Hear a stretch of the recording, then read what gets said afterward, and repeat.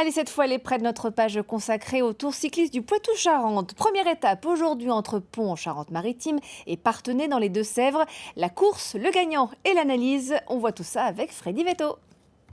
Bonsoir Marie-Noël, bonsoir à tous, bienvenue ici à Parthenay, ville arrivée de la première étape du Tour international cycliste du Poitou-Charentes en Nouvelle-Aquitaine. Et c'est un Italien qui s'impose ici, ancien champion olympique, Elia Viviani.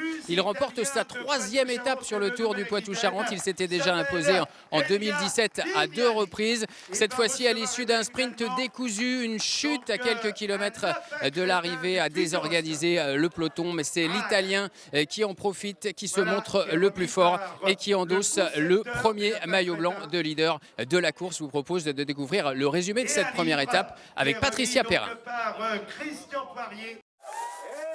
Le leader du général a déjà un nom qui claque dans le milieu du vélo. Elia Viviani est l'un des meilleurs sprinteurs européens, vainqueur de 9 étapes sur les grands tours, Tour de France, Giro, Vuelta.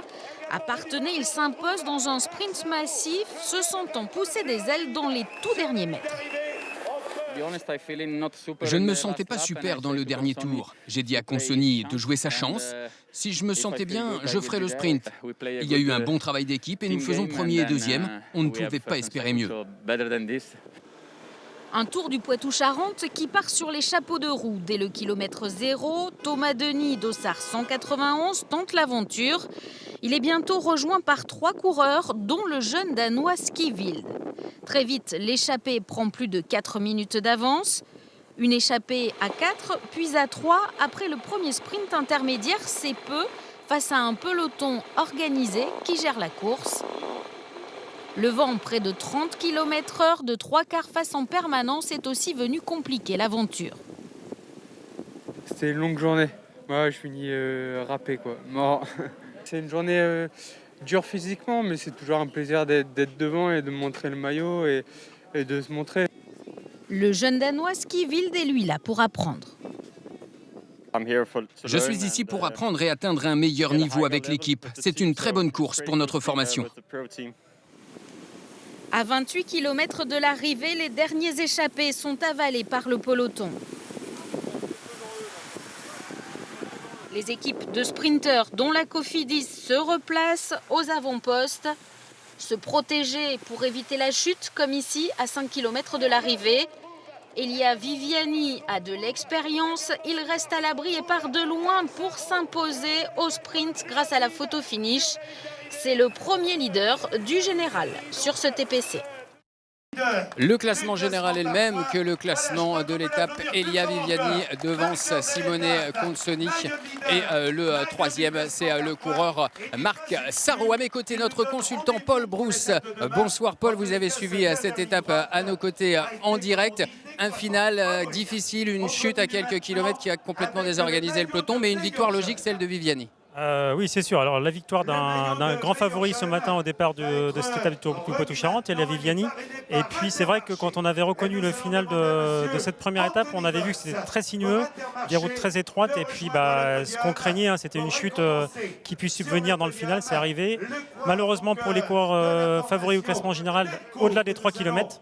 Et ça a évincé. C'est-à-dire que leur temps de retard est comptabilisé au classement. Donc, il y a des battus ce soir. Il y a des coureurs qui risquent de ne plus pouvoir remporter le Tour du Poitou-Charentes dès ce soir. C'est ça, oui, clairement, il y a une bonne dizaine de favoris qui ont totalement perdu ce Tour du Poitou-Charentes ce soir, qui ont pris des secondes. Quand on sait que le Tour du Poitou-Charentes se joue à chaque fois, chaque année, à la seconde près, là, c'est fini pour eux. On va voir le profil de l'étape de demain, la deuxième étape entre Parthenay et Ruffec, et on en reparle tout de suite. 191 km 600 au programme de la deuxième étape du Tour Poitou-Charentes en Nouvelle-Aquitaine au départ de Parthenay. Les coureurs alterneront entre Deux-Sèvres et Vienne sur la première partie du parcours avant de rejoindre la Charente et des routes plus vallonnées. Après un passage sur la ligne d'arrivée, les coureurs réaliseront un tour de circuit de 23 km 200 achevé par une ligne droite d'1 km 200 propice à un sprint massif arrivé à Ruffec prévu vers 16h30. Départ de cette deuxième étape demain en direct dans le journal régional vers 12h05. Est-ce qu'on peut attendre des bouleversements au classement général demain ou une arrivée au sprint plus limpide qu'aujourd'hui ? Je pense que logiquement, à voir comment sera le vent demain, mais par contre, je pense qu'il y a des équipes qui ont tout perdu ce soir au niveau du classement général. Donc on peut quand même espérer des mouvements de course et des attaques, notamment Groupama FDJ, qui avait quand même 2 leaders pour cette étape, pour ce classement général, à la fois Bruno Armirail et puis Alexis Brunel, qui sont à plus d'1 minute ce soir. Donc à voir comment vont réagir ces équipes. Je pense que ce soir, on va être un peu abattu, mais demain matin, ils vont repartir à la guerre, entre guillemets, et vouloir essayer de bouleverser sur du Poitou-Charentes. Dans cette équipe Groupama FDJ, Paul, il y a un illustre coureur qui fait son retour. C'est Thibaut Pinot, de retour de blessure, blessé au dos pendant 4 mois. Il est là au départ de ce Tour de Poitou-Charentes et avec lui une multitude de supporters. Malvin Haro, Alexandre Kerl et Damien Dubly les ont suivis ce matin. Regardez.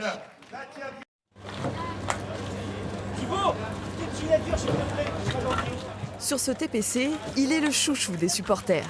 À quelques minutes du départ, Thibaut Pinot accorde un moment à ceux qui l'attendent. Bonne course, comme t'as fait autour du Limousin. Numéro 1 sur le dossard et dans le cœur des supporters, surtout dans celui de Pascal et ses 2 fils. Ils ont pédalé 25 km ce matin pour venir voir celui qui les fait vibrer. On va l'encourager, on va tout faire pour qu'il gagne. Pour moi, c'est un grand plaisir et c'est une forte joie que je suis même, vous voyez, j'en ai presque les frissons. Joël arrive de Royan et il ne se contentera pas d'apercevoir son idole au départ. Ce qu'il veut, lui, c'est suivre Thibaut Pinot. Même si en étape de plat, ça passe rapidement, mais on a toujours l'espoir secret d'apercevoir son coureur préféré.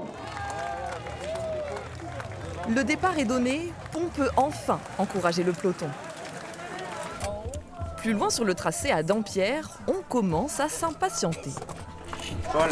On attend le vélo. Ça fait déjà un moment. Hein. Toujours on dit il va arriver, mais il n'arrive pas. Alors pour faire venir les coureurs, ces 3 copines savent mettre l'ambiance dans le village. Tout le monde, s'il vous plaît, on tape dans les mains. Allez, s'il vous plaît. Pour reconnaître les coureurs en revanche, c'est un peu plus compliqué. Est-ce que vous en connaissez quelques-uns? Thibaut Pinot, je crois. Ouais, hier il parlait. Après, je sais pas. Moi, je ne connais pas. Son passage est furtif et il faut réussir à l'identifier au milieu de tous ces cyclistes. Mais les plus grands fans auront eu l'œil et ils ont un seul souhait pour la suite, voir briller leurs favoris sur au moins une des étapes du Tour.